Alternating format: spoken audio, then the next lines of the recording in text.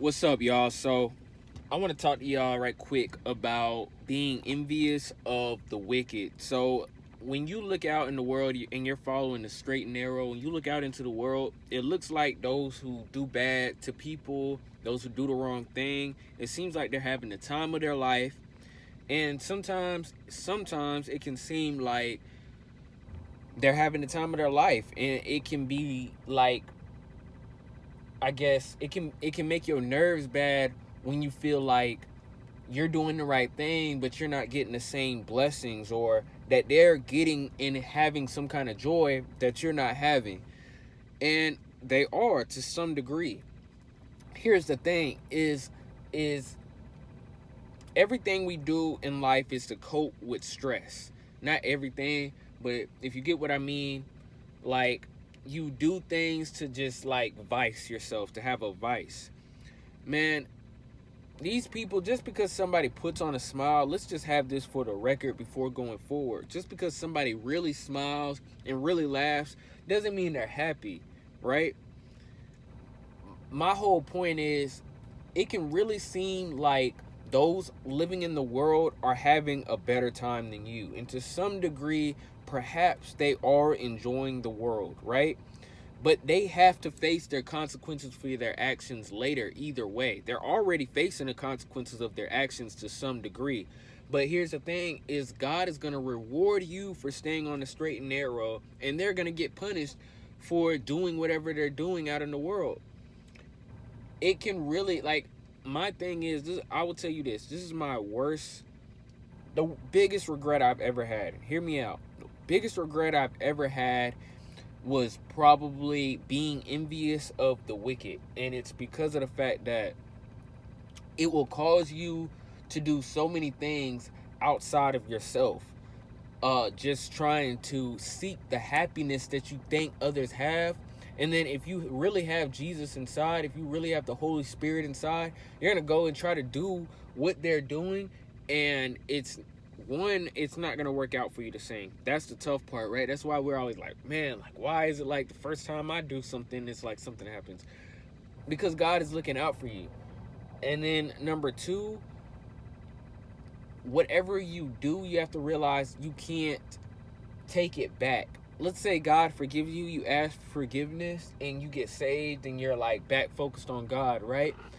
Everything that you did in the past, you have to now work with forgiving yourself. And yeah, you can say it's easy, but when you really have Christ in you and you have that feeling of like that the smallest of things give you conviction, like one person can just probably be rude to somebody at the store versus you're kind of like, you're gonna feel it because you have a sensitive heart, because God has a sensitive heart to sin. He doesn't like sin. So just know that what you do, you still, even though God says, yes, I forgive you for that sin, I forgive you for, let's say, throw the worst sin out there respectively to some degree, let's say you murdered somebody. God's like, I forgive you for that murder. You turned your heart and you're doing the right thing now. That's all washed away, but you still will always remember what you did. And that will always affect your heart and your spirit, because you don't want to be like that. You don't want to have done that. But it still will always be there, written in the stone of your life, that this is what you did. And that's just goes with the regret of knowing that, look, we can't move like the sinners, like the wicked, because they're going to fall. Destruction will come upon them. The Bible also says, there's a question that it asks, like rhetorically, and it asks, where is the God of judgment? That's what they're going to ask. They're going to ask. It says that they're going to ask in the end times, which is what we're in now, is that they're going to ask, where is the God of judgment? Where is the God of judgment? Where, like, we've had so much mercy that it seems like, well, where is God? If he's such a punisher, a doer of justice, or a righteous God, it's so much wrong that happens. Like, where's the fairness? Where's the justice? The balance, so that way those doing good still get blessed more than those who are doing wrong. Where are these things? And it's like, well, God, he's having mercy on the world right now. We're in a period of like mercy, and then judgment is coming. As you can see, the C-19, all these things, the monkeypox, more to come. You can tell that there's more to come. I mean, what's happening in America, the whole White House raid, things are chaotic and destructive right now around the whole world on a different level, in a different way than it's been before. And it just is what it is, man.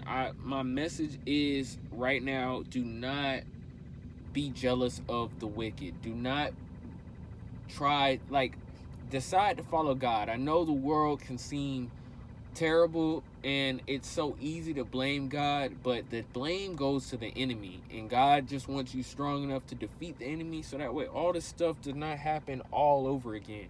Evil must be defeated, and the Lord defeated death on the cross when he rose on the third day, because death could not hold him, and he gave us that power to defeat death and have life, which is why sin leads to death, but we can defeat sin and be able to live with him through the fact that he gave us that connection by defeating that energy of death with the energy of life, because he rose on the third day. So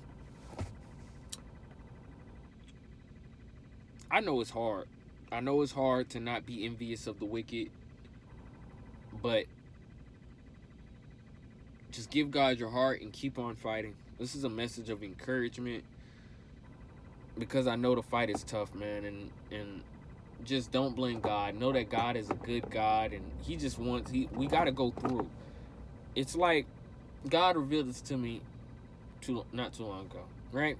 Finding Nemo. If you remember Finding Nemo, real quick example what happened in the movie.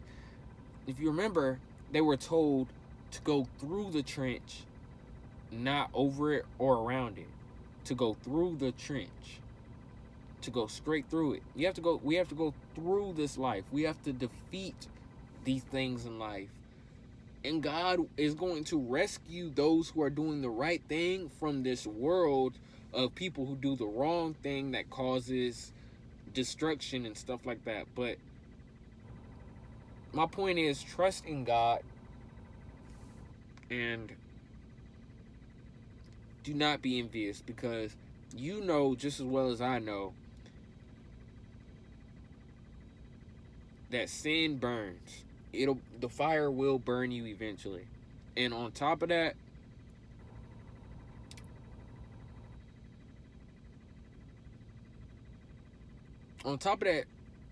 when you want to do the right thing, you fight for it. But just know that the wicked will get paid their evil.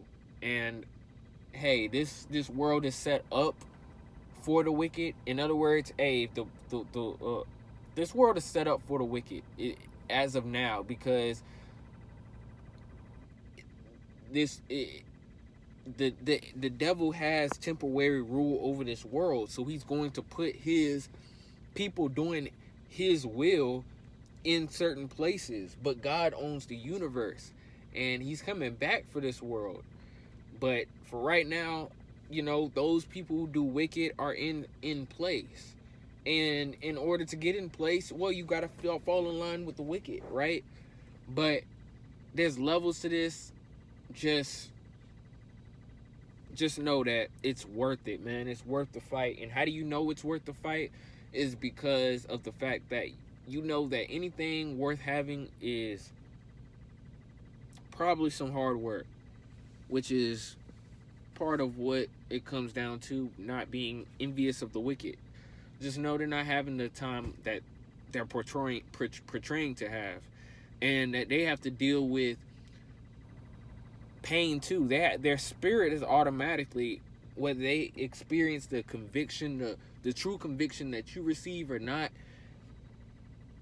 their spirit still is traumatized by their actions. You could be a psychopath and kill somebody, but and not have any regrets or anything like that, but their spirit is still traumatized by the energy of their actions. Right and wrong is not necessarily determined by what you think is right and what you think is wrong. God determines what's right and wrong, but the vibration of the action is the determinants of whether it's negative or a positive action. And it's that conviction that makes you a stronger person. Uh, and just because it's they have conviction too. Those who do wrong, they have conviction too. Those wicked people, and I'm not talking about people that just do wrong or like make a mistake or something like that. I mean people who are wicked, their spirit is wicked, they are on the negative vibration, they're on the negative scale of things, negative end of things. I'm talking about those people. Just know that they're not having the time that they're portraying to be, and their spirit is traumatized by their actions one way or another. That chaos is still affects that spirit. So just know that, like, they're still dealing with the pain. They're just putting more vanity into their lives to deal with that pain. Whereas we have to be stronger and rely on God and the spirit of the things unseen, our prayer, our praise, and these things that have true life and true energy that actually make you feel good about what you're doing in life. But it's just tough because it's a fight. So that's it. I appreciate y'all for watching, and that's the video. Do not be envious of the wicked. That is in the Bible, and that verse will be in the description box. Thanks for watching.